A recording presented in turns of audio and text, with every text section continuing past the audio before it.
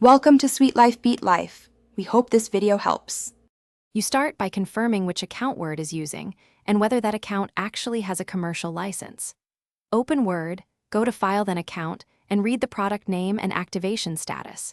If you see non-commercial use or unlicensed, sign out then sign back in using the business or school email that holds the commercial license. Once signed in, make sure the subscription shows active. This resolves many false non-commercial flags quickly. Next, repair Office and explicitly switch the license so Word recognizes your commercial entitlement. Run Quick Repair first. If the issue persists, run Online Repair to refresh files and licensing components. Then remove any personal accounts from Office and add the correct business or school account. If you own a commercial product key, go to File, Account, and choose Change License to enter the key. This sequence corrects corrupted license token. For stubborn cases, clear cached credentials and force Office to re-authenticate. Open Windows Credential Manager and remove Microsoft Office or Office 365 entries, then reboot.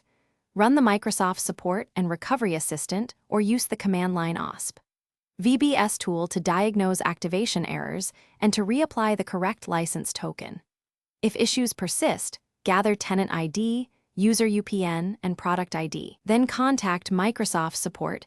They can reset backend licensing.